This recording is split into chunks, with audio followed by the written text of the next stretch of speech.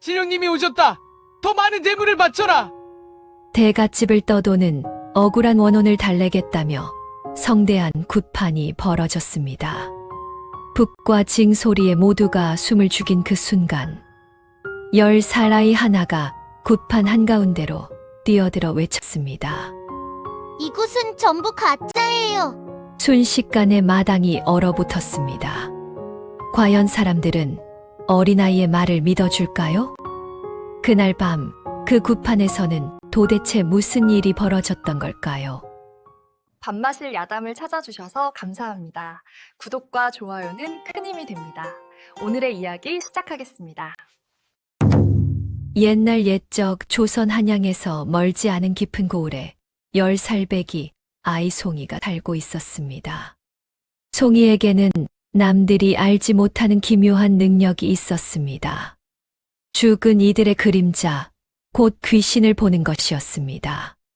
그것은 축복이 아니라 저주처럼 느껴지는 재주였습니다. 송이가 처음 귀신을 본 것은 5살 무렵이었습니다. 마을 어귀 느티나무 아래에서 놀고 있을 때였지요. 흰 옷을 입은 할머니 한 분이 나무 밑을 배회하고 계셨습니다. 송이는 인사를 드리려 다가갔지만 할머니의 발은 땅에 닿지 않았고 그 모습은 아지랑이처럼 흐릿했습니다. 송이가 소리를 지르자 어머니가 달려왔지만 어머니의 눈에는 아무것도 보이지 않았습니다. 그때부터 송이의 외로운 나날이 시작되었습니다. 이 능력이 송이를 특별하게 만들었지만 동시에 세상으로부터 고립시켰습니다. 마을 사람들은 송이를 피하거나 때로는 두려운 눈으로 바라보았습니다. 아이는 또래 친구들과 어울려 놀 수 없었지요. 저 아이를 보십시오. 어쩐지 눈빛이 섬뜩하지 않습니까? 한 아낙네가 송이를 힐끗 쳐다보며 속삭였습니다. 쉬즈, 저 아이가 귀신을 본다는 소문이 파다합니다. 가까이 가지 않는 것이 좋겠습니다. 다른 아낙네가 치맛자락을 여미며 급히 자리를 피했습니다. 글쎄 말입니다. 저런 아이와 함께 놀면 우리 아이들까지 화를 입을까 두렵습니다. 또 다른 이가 고개를 저으며 맞장구 쳤습니다. 어머니는 송이를 품에 안고 달래려 했지만 아이의 눈에 비치는 세상은 늘 그림자로 가득했습니다. 송이는 고개 숙인 채 홀로 마을 어귀를 서성이는 시간이 많았습니다. 다른 아이들이 재미나게 술래잡기를 하고 팽이를 돌리는 동안 송이는 담장 너머에서 그 모습을 멀찌감치 바라볼 뿐이었습니다. 송이야, 우리랑 같이 놀자. 가끔 순진한 아이 하나가 손을 내밀면 어디선가 어른들이 나타나 그 아이를 데리고 가곤 했습니다. 안 된다. 저 아이와는 놀면 안 돼. 엄한 목소리가 송이의 가슴에 비수처럼 꽂혔습니다. 송이의 하루는 적막했습니다. 아침에 눈을 뜨면 마당을 쓸고 어머니를 도와 빨래를 했습니다. 점심 무렵이면 혼자 냇가에 앉아 물고기가 헤엄치는 모습을 지켜보았지요. 그러다 해가 서산으로 기울면 집으로 돌아와 저녁상을 도왔습니다. 밤이 되면 홀로 방구석에 앉아 촛불을 바라보며 귀신들의 그림자가 지나가는 것을 보았습니다. 어느 날 송이는 마을 어귀에 자리한 오래된 대갓집에서 이상한 기운을 느꼈습니다. 그곳은 으리으리한 기와집이었지만 어딘가 모르게 스산한 기운을 뿜어냈습니다. 높다란 담장과 위풍당당한 대문, 넓은 마당과 기와지붕이 겹겹이 이어진 그곳은 마을에서 가장 부유한 대감댁이었습니다. 대갓집의 담장 너머로는 검은 그림자들이 희미하게 움직이는 것이 송이의 눈에 들어왔습니다. 보통의 귀신들과는 다른 어둡고 탁한 기운이었습니다. 송이는 본능적으로 그곳에 무언가 좋지 않은 일이 벌어지고 있음을 직감했습니다. 밤마다 대갓집에서는 기이한 소리가 들린다는 소문이 돌았습니다. 송이는 마을 장터에서 오가는 아낙네들의 이야기를 엿들었습니다. 어휴, 그 대갓집에 또 무슨 일이 생긴 게지. 지난밤에는 우당탕 소리가 얼마나 크게 났는지 몰라. 한 아낙이 고개를 저으며 말했습니다. 그러게 말이야. 젊은 도련님이 밤마다 앓는 소리를 내고 마님께서는 근심에 잠겨 식음을 전폐하셨다지. 다른 아낙이 눈을 굴리며 덧붙였습니다. 대감 나으리께서도 얼굴에 수심이 가득하셔서 요즘 관아 일도 제대로 못 보신다던데. 채소를 고르던 아낙네가 한숨을 쉬며 거들었습니다. 원인도 모르고 치료도 안 된다니 참으로 기가 막힌 일이구만. 누군가 혀를 끌끌 차며 안타까워했습니다. 송이는 그들의 이야기를 들으며 대갓집을 가만히 바라보았습니다. 남들이 보지 못하는 검은 그림자들이 대갓집의 기와 위를 스멀스멀 기어다니는 것이 보였습니다. 그 그림자들은 마치 살아있는 것처럼 움직이며 집 안의 평화를 갉아먹는 듯 했습니다. 송이의 어린 가슴에는 말할 수 없는 불안감이 피어올랐습니다. 아이는 외로운 발걸음으로 대갓집 주변을 맴돌았습니다. 그 안에서 벌어지는 비밀을 홀로 알아내야 할 것만 같았습니다. 송이의 작은 두 눈은 밤이 깊어질수록 더욱 또렷하게 대갓집의 그림자를 쫓았습니다. 무언가 큰 사건이 다가오고 있었습니다. 송이는 그것을 온몸으로 느끼고 있었습니다. 대갓집에 들이운 불길한 소문은 삽시간에 마을 구석구석으로 퍼져나갔습니다. 사람들은 흉흉한 이야기를 주고받으며 대감댁의 앞날을 걱정하거나 혹은 수군거렸습니다. 우물가에서도 장터에서도 논두렁에서도 대갓집 이야기가 끊이지 않았습니다. 젊은 도련님께서 밤마다 헛것을 보신다지 않아 이불을 걷어차고 소리를 지르신다던데. 한 아낙네가 물동이를 내려놓으며 말했습니다. 그뿐만 아니야. 대감 나으리께서 아무리 명의를 불러도 차도가 없으시다니. 필시 귀신의 짓이 틀림없지.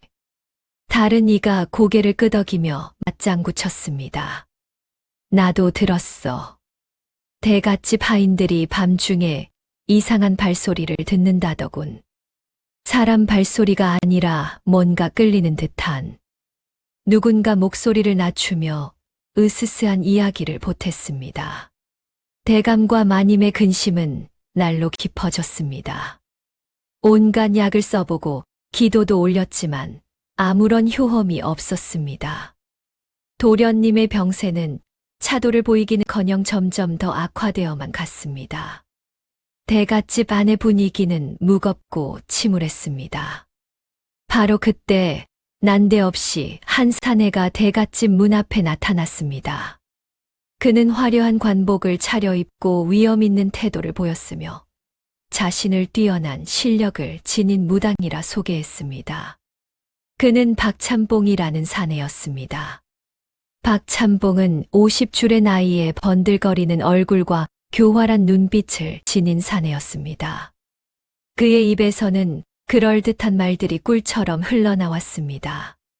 그는 대갓집 문 앞에서 당당히 목소리를 높였습니다. 소인은 멀리 금강산에서 돌을 닦고 내려온 박참봉이옵니다. 이 고을을 지나다가 대감댁에 들이운 흉한 기운을 느끼고 이렇게 찾아왔사옵니다. 그의 목소리는 자신감으로 가득했습니다. 대문을 지키던 하인이 급히 안으로 들어가 대감께 보고했습니다. 지푸라기라도 잡는 심정이었던 대감은 즉시 박참봉을 안으로 들이라 명했습니다. 대청마루에 오른 박참봉은 사방을 둘러보더니 심각한 표정으로 고개를 저었습니다. 이 집안의 깊은 원한을 품은 귀신이 머물고 있사옵니다. 그 악귀가 도련님의 정기를 빨아먹고 있으니 어서 손을 쓰지 않으면 큰 화를 면치 못할 것이옵니다. 대감과 마님은 박참봉의 말에 귀를 기울였습니다. 그의 말투는 확신에 차 있었고 태도는 당당했습니다. 박참봉은 능청스러운 말솜씨로 대감댁에 씌인 악귀를 쫓아내 주겠다며 그들의 마음을 사로잡았습니다. 소인이 3일 안에 이 집안의 애군을 걷어내고 복을 불러드리겠사옵니다. 다만 신령님께 올릴 재물과 신물을 준비해 주셔야 하옵니다. 박참봉의 눈빛이 교묘하게 빛났습니다. 절망에 빠졌던 대갓집 사람들은 그에게서 한 줄기 희망을 보았습니다. 대감은 서둘러 박참봉이 요구하는 것들을 준비하라 명했습니다. 마님은 비단 보자기를 꺼내며 눈물을 글썽였습니다. 참봉님, 우리 아들만 살려주십시오. 무엇이든 준비하겠습니다. 마님의 목소리는 애절했습니다. 하지만 어린 송이의 눈에는 박참봉의 주변에 옅은 푸른빛 그림자가 어른거리는 것이 보였습니다. 그것은 마치 차가운 도끼처럼 느껴졌습니다. 보통의 귀신과는 다른 살아있는 사람에게서 나오는 음흉한 기운이었습니다. 송이는 그가 뭔가 숨기고 있음을 직감했습니다. 송이는 조심스레 자신의 눈에 보이는 것을 이야기했습니다. 대청마루 한 구석에 서서 작은 목소리로 말했습니다. 저 어른 주변에 이상한 기운이 보입니다. 좋지 않은 기운입니다. 송이의 맑은 눈동자는 진실을 담고 있었습니다. 하지만 아무도 송이의 이야기에 귀 기울이지 않았습니다. 그저 어린아이의 헛소리라 여기며 대수롭지 않게 넘겼습니다. 대감댁의 모든 시선은 오직 박참봉에게만 쏠려 있었습니다. 아이가 무슨 말을 하는지도 모르고 짓거리는구나. 어서 물러가거라. 한 하인이 송이를 밀쳐냈습니다. 송이는 억울했지만 입을 다물 수밖에 없었습니다. 누구도 자신을 믿어주지 않는다는 사실, 가슴 아팠습니다. 박참봉은 곧바로 첫 번째 굿판을 준비하기 시작했습니다. 그는 값비싼 재물과 신물을 요구하며 대감댁의 재물을 노리는 교활한 속셈을 은근히 드러냈습니다. 그의 눈은 탐욕스러운 빛으로 번뜩였습니다. 흰 쌀 5가마와 명주 10필, 그리고 황금빛 나는 촛대 한 쌍을 준비해 주시옵소서. 또한 삼색 과일과 정화수, 향백계비가 필요하옵니다. 박참봉은 거침없이 요구 사항을 늘어놓았습니다. 대감은 주저없이 고개를 끄덕였습니다. 다 준비하겠소. 우리 아들만 낳으면 돼요.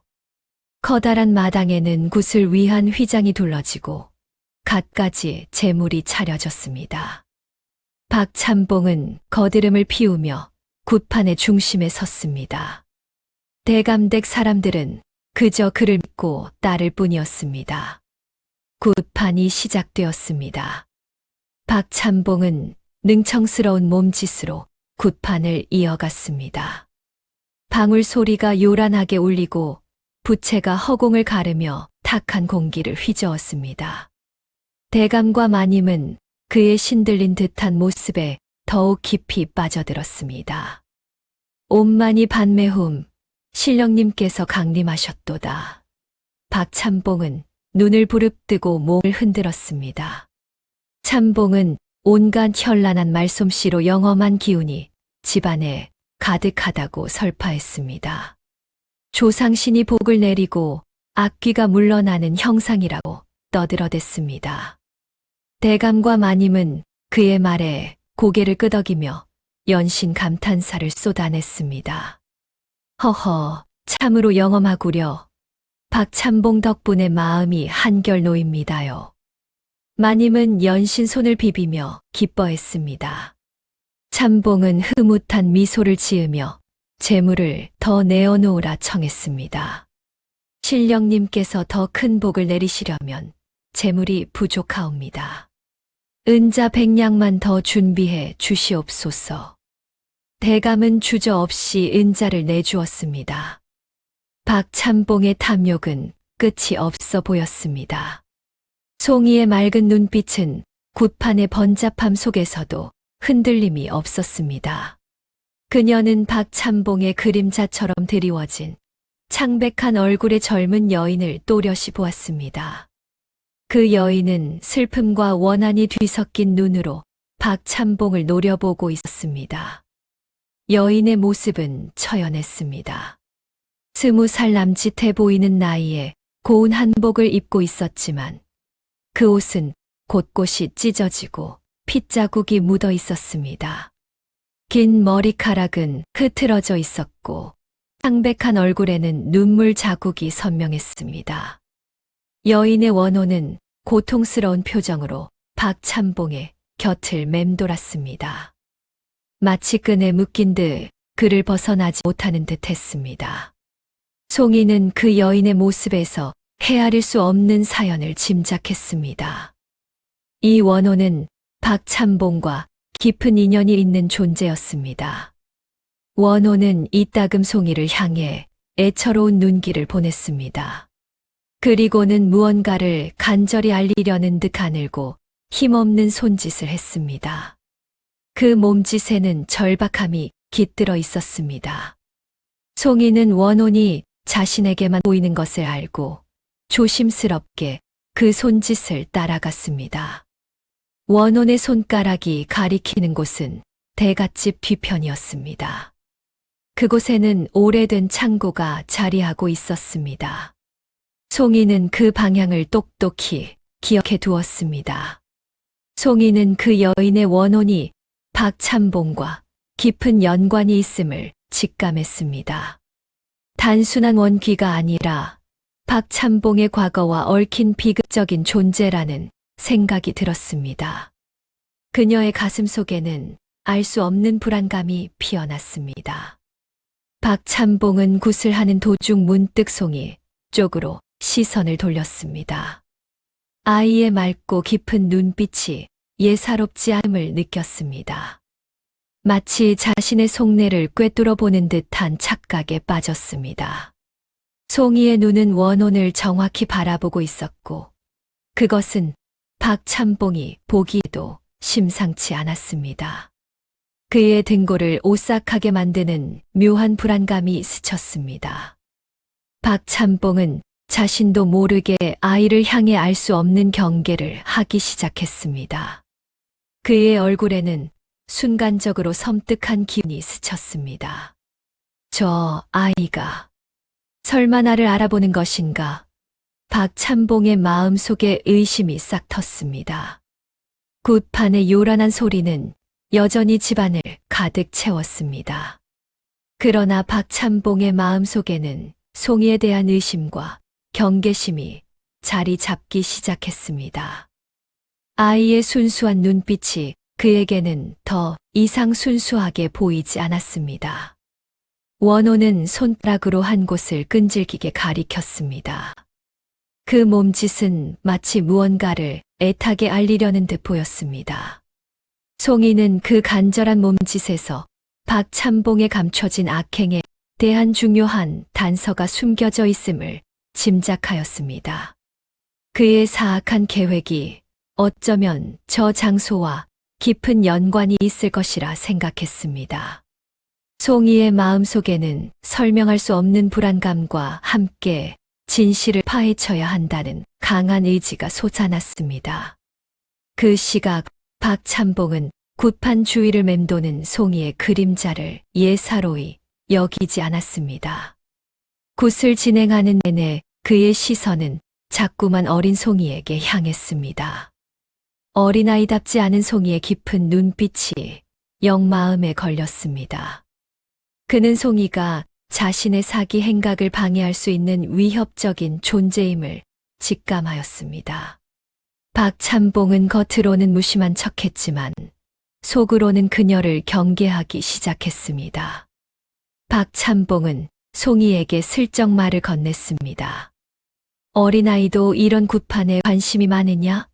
조용히 구경하다 가거라. 그의 목소리에는 묘한 경고의 뜻이 담겨 있었습니다. 말은 부드러웠지만 눈빛은 차갑고 날카로웠습니다. 송이는 말없이 고개를 끄덕였습니다. 하지만 그녀의 눈빛은 이미 깊은 의심으로 가득 차 있었습니다. 박찬봉은 송이를 어린아이라며 무시하는 척하면서도 그녀의 움직임 하나하나를 살폈습니다. 그는 송이의 눈빛이 예사롭지 않음을 알아차렸습니다. 자신의 거짓된 굿판이 송이로 인해 드러날까봐 마음이 조급해졌습니다. 저 아이를 어떻게든 처리해야 하는데. 박찬봉의 마음속에 음험한 생각이 자리 잡았습니다. 박찬봉은 이제부터 모든 계획을 더욱 은밀하게 진행해야겠다고 다짐했습니다. 이 어린아이가 자신의 큰 그림을 망칠 수도 있다는 생각에 불안감을 감추지 못했습니다. 송이는 박찬봉의 굿판이 거짓임을 굳게 주장했습니다. 마침내 용기를 내어 대감 앞에 나아갔습니다. 대감 나으리, 저 사람은 진짜 무당이 아닙니다. 거짓으로 굿을 하고 있습니다. 그 순간 박찬봉의 얼굴은 싸늘하게 굳어졌습니다. 그의 눈에서 살기가 흘렀습니다. 저 아이가 미쳤나 봅니다. 삿된 기운에 홀려 헛소리를 늘어놓는군요. 박찬봉은 송이를 향해 노골적인 적의를 드러냈습니다. 그는 손가락으로 송이를 가리키며 목소리를 높였습니다. 저 아이야말로 악귀에 씌었습니다. 귀신을 본다는 헛소리로 사람들을 현혹하는 것이 바로 요물의 짓이옵니다. 박찬봉의 말은 독처럼 퍼져나갔습니다. 그는 당장 송이를 대갓집에서 쫓아내야 한다며 대감과 마님에게 속삭였습니다. 저 아이를 그대로 두면 도련님의 병이 더욱 악화될 것이옵니다. 저 아이가 품고 있는 악귀가 도련님을 해치고 있사옵니다. 송이의 말은 믿을 수 없는 망언이라 했습니다. 박찬봉은 연신 고개를 저으며 송이를 헐뜯었습니다. 대감과 마님은 박찬봉의 말에 귀를 기울였습니다. 아이의 특별한 능력을 알지 못했기에 송이의 주장을 의심하기 시작했습니다. 정말 저 아이가 화를 부르는 것은 아닐까? 마님이 불안한 목소리로 말했습니다. 송이는 그들의 변화된 눈빛을 보며 가슴이 저려왔습니다. 아무도 자신을 믿어주지 않는다는 서러움이 밀려왔습니다. 눈물이 핑 돌았지만 꾹 참았습니다. 박찬봉은 송이를 미친 아이 취급하며 집안에 불길한 기운을 가져온다고 거듭 강조했습니다. 그의 말은 독초처럼 퍼져나갔습니다. 대갓집 하인들도 송이를 수근거리며 피하기 시작했습니다. 대감과 마님은 송이를 멀리했습니다. 아이의 말은 더 이상 들으려 하지 않았습니다. 송이는 홀로 외로운 싸움을 시작했습니다. 송이는 박찬봉의 삿된 마음과 원혼의 억울함을 알리고자 애썼습니다. 그러나 모든 노력은 메아리 없는 외침이 되고 말았습니다. 아무도 귀 기울이지 않았습니다. 그들의 차가운 시선 속에서 송이는 더욱 깊은 외로움에 잠겼습니다. 춥고 어두운 밤하늘 아래 홀로 선 듯한 기분이었습니다. 하지만 송이는 포기하지 않았습니다. 고립된 송이는 원혼의 슬픔을 온전히 짊어진 채 앞으로 나아갈 길을 찾아야 했습니다. 그 길은 더욱 험난해 보였습니다. 하지만 원혼의 애처로운 눈빛이 송이에게 힘을 주었습니다. 송이는 원혼이 가리킨 그곳을 마음에 새겼습니다. 어둠이 내린 깊은 밤, 그 장소에 숨겨진 진실을 반드시 밝혀내야겠다고 결심했습니다. 그녀의 발걸음은 원혼의 한이 서린 곳을 향해 한 걸음씩 나아가고 있었습니다. 송이는 두려웠지만 진실을 밝히겠다는 의지만은 꺾이지 않았습니다. 송이는 한밤중 꿈에서 깨어났습니다. 억울하게 죽임을 당했던 원혼의 애통한 사연이 어렴풋이 꿈속에 나타났던 것입니다. 원호는 말없이 대갓집 지하 창고를 가리키고 있었고 그 모습은 송이의 뇌리에 선명하게 박혔습니다. 꿈속에서 원호는 눈물을 흘리고 있었습니다. 그 눈물은 붉은 핏빛이었고 원혼의 입에서는 가느다란 신음소리가 새어나왔습니다. 제발, 제 억울함을 풀어주세요. 희미한 목소리가 송이의 귓가에 맴돌았습니다. 송이는 섬뜩한 기운에 몸을 떨면서도 원혼의 한이 서린 곳을 알게 되었다는 생각에 정신을 차렸습니다. 이제 더 이상 망설일 수 없었습니다.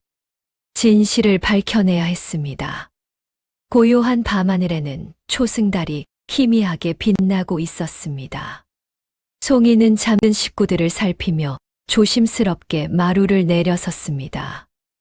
낡은 마룻바닥은 발걸음을 옮길 때마다 삐걱거리는 소리를 내어 송이의 간담을 서늘하게 했습니다. 어머니, 깨시면 안 돼. 송이는 속으로 되뇌며 발소리를 죽였습니다. 숨을 죽인 채 발소리가 나지 않도록 조심하며 어둠 속을 헤쳐나갔습니다. 차가운 밤 공기가 송이의 뺨을 스쳤습니다. 가을밤의 서늘한 기운이 온몸에 전해졌습니다. 대갓집 뒤편에 자리한 지하 창고의 나무 문은 굳게 닫혀 있었습니다. 낡고 오래된 문에서는 퀴퀴한 곰팡이 냄새가 희미하게 풍겨 나왔습니다. 송이는 손을 들어 조심스럽게 문을 열었습니다. 무거운 문은 쉽게 열리지 않았습니다. 송이는 온 힘을 다해 문을 밀었습니다. 삐걱거리는 소리와 함께 어두컴컴한 내부가 모습을 드러냈습니다. 그 소리가 너무 크게 들려 송이는 잠시 숨을 죽이고 주위를 살폈습니다. 다행히 아무도 깨어나지 않은 듯 했습니다. 송이는 미리 준비해 온 작은 등잔에 불을 붙였습니다.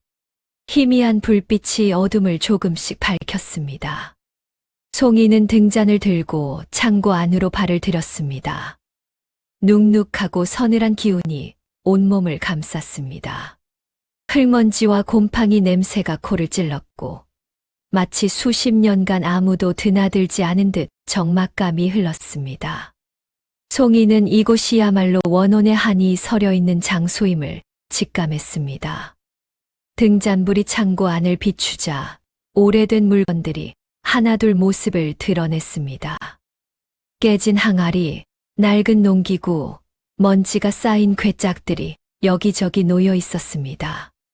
벽에는 거미줄이 두껍게 드리워져 있었고 천장에서는 물방울이 똑똑 떨어지는 소리가 들렸습니다. 창고 깊숙한 곳으로 들어갈수록 어둡고 무거운 기운은 더욱 강해졌습니다. 송이는 숨을 고르며 주변을 살폈습니다. 오래된 항아리와 괴짝들이 어지럽게 쌓여 있었고 벽에는 거미줄이 잔뜩 엉켜 있었습니다. 송이는 분명 이 창고에 박참봉의 사기와 원혼의 죽음에 얽힌 결정적인 증거가 숨겨져 있을 것이라 확신했습니다. 원혼이 그토록 간절히 가리켰던 곳이었으니까요. 그녀는 떨리는 손으로 낡은 괴짝 하나를 열어보았습니다. 하지만 그 안에는 낡은 옷가지들만 들어 있었습니다. 송이는 실망하지 않고 다른 괴짝을 열어보았습니다. 두 번째 괴짝에는 오래된 서책들이 쌓여 있었습니다. 여기가 아니야. 송이는 작은 목소리로 중얼거렸습니다. 송이는 창고 구석구석을 뒤지기 시작했습니다. 시간이 흐를수록 조급함이 밀려왔습니다. 똥이 트기 전에 돌아가야 했습니다. 만약 누군가에게 들키면 큰일이었습니다. 바로 그때 창고 가장 깊숙한 곳, 벽 뒤편에 무언가 숨겨진 것 같은 느낌이 들었습니다. 송이는 등잔을 높이 들고 그쪽으로 다가갔습니다. 벽돌이 조금 튀어나와 있는 것이 보였습니다. 송이는 그 벽돌을 조심스럽게 밀어보았습니다. 벽돌이 움직이며 뒤로 밀려 들어갔습니다. 그 안에는 작은 공간이 있었고 낡은 나무 상자가 하나 숨겨져 있었습니다. 이거야. 송이의 가슴이 두근거렸습니다. 송이는 떨리는 손으로 그 상자를 꺼냈습니다. 상자는 생각보다 무거웠습니다. 먼지를 털어내고 조심스럽게 뚜껑을 열었습니다. 상자 안에는 여러 물건들이 들어 있었습니다. 빛바랜 비녀 한 쌍, 찢어진 저고리 조각, 그리고 핏자국이 묻은 작은 주머니가 보였습니다.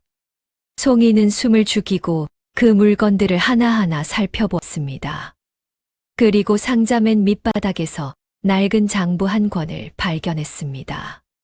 장부 표지에는 붉은색 글씨로 2월이라는 이름이 희미하게 적혀 있었습니다. 2월. 이분이 그 원혼의 이름인가? 송이는 조심스럽게 장부를 펼쳤습니다. 장부에는 박참봉의 악행이 상세히 기록되어 있었습니다.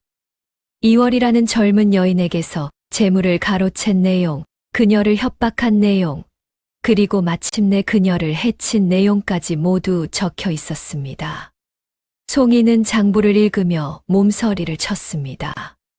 박참봉의 잔혹함이 그대로 드러나 있었습니다. 이렇게 나쁜 사람이. 송이의 눈에 눈물이 맺혔습니다. 장부의 마지막 장에는 2월의 마지막 말이 적혀 있었습니다. 나의 억울함이 반드시 밝혀지기를. 떨리는 글씨였지만 그 안에 담긴 한은 너무나 깊었습니다. 송이는 이 장부가 결정적인 증거임을 알았습니다. 이것만 있으면 박참봉의 악행을 세상에 알 수 있었습니다. 송이는 장부와 다른 유품들을 조심스럽게 챙겼습니다. 바로 그때 밖에서 발소리가 들려왔습니다. 송이는 깜짝 놀라 등잔불을 끄고 숨을 죽였습니다. 누군가 창고 쪽으로 다가오고 있었습니다. 누가 여기 있는 것 같은데. 낯선 목소리가 들렸습니다. 박참봉의 목소리였습니다. 송이는 가슴이 철렁했습니다. 들키면 안 됐습니다. 송이는 재빨리 상자를 품에 안고 창고 구석으로 몸을 숨겼습니다. 박참봉이 창고 문을 열었습니다. 이상하네. 분명 불빛이 보였는데. 그는 주위를 둘러보았습니다. 송이는 숨도 쉬지 못하고 어둠 속에 숨어 있었습니다. 박참봉은 한참 동안 창고 안을 살피다가 고개를 갸우뚱하며 돌아갔습니다. 송이는 박참봉이 완전히 사라진 후에야 조심스럽게 창고를 빠져나왔습니다. 등잔 없이 어둠 속을 더듬거리며 집으로 돌아갔습니다. 품에 안은 상자는 무겁지만 그 안에 담긴 진실은 더 무거웠습니다. 송이는 마침내 결정적인 증거를 손에 넣었습니다. 이제 박참봉의 악행을 세상에 밝힐 차례였습니다. 박참봉은 대감대 마지막 재물을 노려 역대 가장 큰 규모의 굿판을 준비하기 시작했습니다. 그는 온갖 무구를 동원하여 마당 가득 화려한 치장을 늘어놓았습니다. 갖가지 색색의 천들이 바람에 나부끼고 구청에는 용맹한 장군 그림과 기이한 형상의 탈들이 줄지어 걸렸습니다. 이번 굿판이 마지막이 될 것이요. 이번에는 조상신을 직접 불러내어 도련님의 병을 완전히 낫게 하겠소이다. 박참봉은 큰 소리로 장담했습니다. 그의 눈에는 탐욕의 빛이 번뜩였습니다. 박참봉의 번드르르한 언변은 대감과 마님의 불안한 마음을 정확히 파고들었습니다. 그는 애군을 물리치고 가문에 복을 불러올 것이라며 목소리를 높였습니다. 이번 굿에는 금은 보화와 비단, 그리고 최고급 재물이 필요하옵니다. 신령님께서 흡족해 하셔야 도련님께 복을 내리실 것이옵니다. 대감과 마님은 그의 말에 완전히 현혹되어 남은 재물마저 아낌없이 내어주며 굿판이 성공하길 빌었습니다. 이번이 마지막 기회입니다. 무엇이든 드리겠습니다. 대감의 목소리는 절박했습니다. 박찬봉은 속으로 쾌재를 불렀습니다. 이번 굿판으로 이 집안의 재물을 모두 쓸어 담을 수 있겠구나. 그 후에는 다른 고을로 떠나면 그만이지. 그의 계획은 완벽해 보였습니다.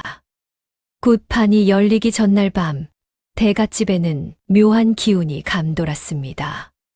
달빛이 희미하게 드리운 시각, 송이는 불길한 예감에 이끌려 지하 창고에서 가져온 증거들을 품에 안고 있었습니다. 그곳에서 송이는 다시금 희미한 원혼과 마주했습니다. 원혼은 이전보다 더욱 애처로운 모습으로 송이를 바라보았습니다. 말없이 간절한 눈빛은 마치 도와달라고 외치는 듯 했습니다. 송이는 그 눈빛에서 차마 외면할 수 없는 고통을 느꼈습니다. 2월 아씨, 걱정 마세요. 제가 반드시 당신의 억울함을 풀어드릴게요. 송이는 작은 목소리로 다짐했습니다. 원혼의 얼굴에 희미한 미소가 번졌습니다. 그리고 고개 끄덕이며 송이에게 감사의 뜻을 전했습니다. 송이는 원혼의 억울함을 풀어주겠다고 굳게 다짐했습니다. 반드시 이 집안에 감춰진 진실을 밝혀내리라 마음먹었습니다. 대갓집의 모든 이들이 굿판의 준비 분주했지만 송이의 마음속에는 오직 진실을 향한 강한 의지만이 자리했습니다. 송이는 밤새 고민했습니다. 어떻게 해야 사람들이 자신의 말을 믿어줄까? 증거가 있어도 어린아이의 말이라고 무시하지는 않을까? 송이는 관아에 알려야겠다고 결심했습니다. 다음 날 이른 아침, 송이는 증거 상자를 품에 안고 관아로 향했습니다. 관아에 나으리께 모든 것을 고하리라 마음먹었습니다. 굿판을 앞둔 대갓집에는 알 수 없는 긴장감이 맴돌았습니다. 곧 벌어질 거대한 의식에 대한 기대와 함께 깊이를 알 수 없는 불안감이 집안 곳곳을 휘감았습니다. 저녁 무렵 마침내 굿판이 시작되었습니다. 박찬봉의 집 마당에는 성대한 굿판이 벌어졌습니다. 오색천이 바람에 휘날리고 북과 징 소리가 요란하게 울려 퍼졌습니다. 많은 이들이 모여 굿을 지켜보며 숨을 죽였습니다. 박찬봉은 무당들 사이에서 기고만장한 모습으로 서 있었습니다. 그는 연신 부채를 흔들며 신령을 부르는 척하였고 이내 더 많은 재물을 바치라 소리쳤습니다. 탐욕스러운 그의 눈빛은 번들거렸습니다. 신령님께서 강림하셨도다. 이 집안에 큰 복이 내리리라. 박찬봉은 목청껏 외쳤습니다. 바로 그때였습니다. 굿판 한가운데로 한 무리의 사람들이 거침없이 들어왔습니다. 관아의 나의와 포졸들이었습니다. 그리고 그들의 앞에는 작은 송이가 서 있었습니다. 송이는 온몸의 기운을 모아 큰 소리로 외쳤습니다. 이곳은 거짓입니다. 박찬봉의 악행을 가리려는 술수일 뿐입니다. 송이의 목소리는 굿판의 소음을 뚫고 모두의 귀에 박혔습니다. 굿판은 순식간에 조용해졌습니다. 북과 징 소리가 멈추고 모든 이들의 시선이 송이에게 쏠렸습니다. 그는 죄 없는 젊은 여인을 억울하게 죽였습니다. 그 여인의 원혼이 지금 이곳을 떠돌고 있습니다. 송이는 박찬봉이 저지른 잔혹한 진실을 낱낱이 고했습니다. 송이의 진심 어린 외침에 굿판을 둘러싼 공기가 싸늘하게 변했습니다. 사람들은 알 수 없는 한기에 몸을 움츠였고 웅성거림이 점차 커졌습니다. 박찬봉은 송이의 돌발 행동에 얼굴이 새파랗게 질렸습니다. 그는 어찌할 바를 모르고 허둥지둥 주위를 둘러보았습니다. 그의 기고만장했던 태도는 온데간데 없이 사라졌습니다. 저 아이의 말은 거짓입니다. 귀신에 홀린 아이의 헛소리를 믿지 마시오. 박참봉은 다급히 변명했습니다. 하지만 관아 나으리가 앞으로 나섰습니다. 송이의 고발을 받고 조사한 결과 그의 말이 사실임을 확인했습니다. 박참봉, 너의 죄를 낱낱이 밝히겠노라. 송이의 간절한 호소는 밤 공기를 뚫고 하늘에 닿았습니다. 원혼의 깊은 한 또한 그 목소리에 실려 주위를 맴돌았지요. 관아 나으리들은 엄숙한 표정으로 송이가 가리킨 지하 창고로 향했습니다. 모두 저를 따라오시오. 관아 나으리가 명령했습니다. 대감과 마님 그리고 굿판에 모였던 사람들이 모두 지하 창고로 향했습니다. 박참봉은 창백한 얼굴로 뒤따라왔습니다. 창고 안은 습하고 어두웠습니다. 쾌쾌한 곰팡이, 냄새와 거미줄이 엉켜 있었지요. 포졸들은 횃불을 높이 들고 조심스럽게 안으로 들어섰습니다. 송이는 자신이 발견했던 그 벽돌을 가리켰습니다. 저기, 저 벽 뒤에 숨긴 것이 있습니다. 포졸들이 벽돌을 밀어내자 숨겨진 공간이 드러났습니다. 송이가 미리 꺼내 두었던 나무 상자가 그대로 놓여 있었습니다. 관아 나으리는 상자를 열었습니다. 안에서는 섬뜩한 유품들이 쏟아져 나왔습니다. 모두가 숨을 죽이고 그 안을 들여다보았습니다. 빛바랜 비녀 한 쌍과 찢어진 저고리, 조각이 먼저 눈에 들어왔습니다. 그리고 그 아래에는 먹으로 쓴 낡은 장부 한 권이 놓였지요. 장부 표지에는 붉은색 글씨로 2월이라는 이름이 희미하게 적혀 있었습니다. 관아 나으리는 장부를 펼쳐 읽기 시작했습니다. 장부에는 박참봉이 젊은 여인 2월에게서 재물을 가로채고 그녀를 해한 폐륜적인 행적들이 상세히 기록되었습니다. 2월은 양반 집안의 교수였으나 집안이 몰락하여 박참봉에게 돈을 빌렸다. 나으리가 장부를 읽었습니다. 박참봉은 2월을 협박하여 재물을 빼앗고 입을 막기 위해 그녀를 이 창고에서 죽였다. 나으리의 목소리는 떨렸습니다. 잔혹한 진실이 명확히 드러나는 순간이었습니다. 모든 이들의 얼굴에는 경악과 분노가 서렸습니다. 관아 나으리는 장부를 들고 떨리는 목소리로 외쳤습니다. 이것이 박참봉의 악행을 증명하는 결정적인 증거입니다. 2월 아가씨의 원한이 이제야 풀리게 되었습니다. 그의 선언의 창고 안은 잠시 침묵에 잠겼습니다. 이 소식을 들은 박참봉은 극심한 공포에 질렸습니다. 그의 얼굴은 새하얗게 질렸고 몸은 경련하듯 떨렸지요. 그는 죄의 무게에 짓눌려 황급히 뒷문을 열고 어둠 속으로 도망치려 했습니다. 잡아라, 관아 나으리가 외쳤습니다. 그러나 이미 밖에는 미리 대기하던 포졸들이 매복해 있었습니다. 박참봉이 채 몇 걸음 내딛기도 전에 건장한 포졸들이 달려들어 그의 팔을 붙잡았습니다. 그는 힘없이 땅바닥에 쓰러졌습니다. 내 이놈 박참봉, 이제 내 죄값을 치를 때가 왔다. 포졸들의 엄한 목소리가 밤하늘을 갈랐습니다. 박참봉은 꼼짝없이 붙잡혀 끌려갔습니다. 아니요, 나는 억울하오. 그가 발버둥 쳤지만 소용없었습니다. 그 모습을 지켜보던 원호는 서서히 옅은 빛이 되어 허공으로 흩어지기 시작했습니다. 송이만 그 모습을 볼 수 있었습니다. 원호는 송이를 향해 마지막 미소를 지었습니다. 그 미소에는 감사와 평화가 담겨 있었습니다. 고마워요. 어린 벗이여. 희미한 목소리가 송이의 귀에만 들렸습니다.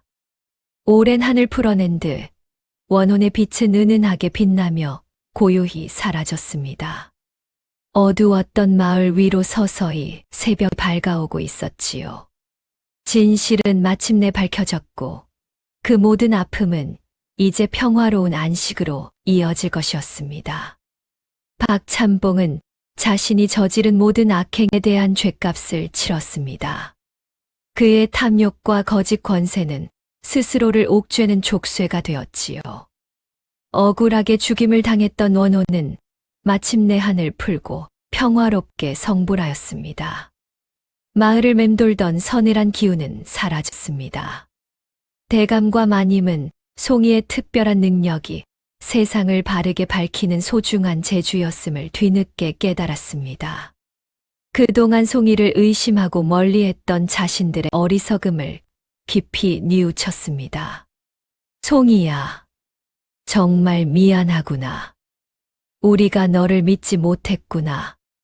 대감이 송이 앞에 무릎을 꿇었습니다.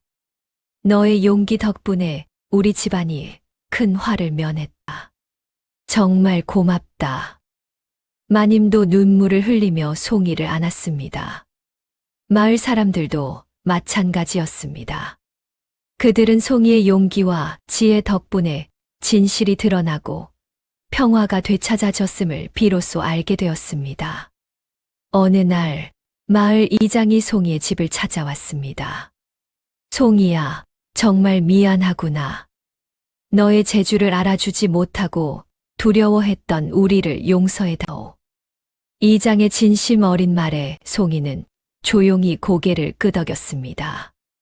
더 이상 송이는 두려움과 외로움의 대상이 아니었습니다. 마을 사람들은 이제 송이를 존경과 감사의 마음으로 대했습니다. 마을 아이들은 송이에게 다가와 함께 놀자고 손을 내밀었습니다. 송이야, 우리랑 같이 놀자. 아이들의 맑은 목소리가 들렸습니다. 송이는 환한 미소를 지으며 아이들과 함께 마당에서 뛰놀았습니다. 그녀는 용감하게 진실을 밝힌 지혜로운 아이로 인정받게 되었습니다. 마을 사람들은 그녀를 따뜻한 시선으로 바라보며 아끼기 시작했습니다.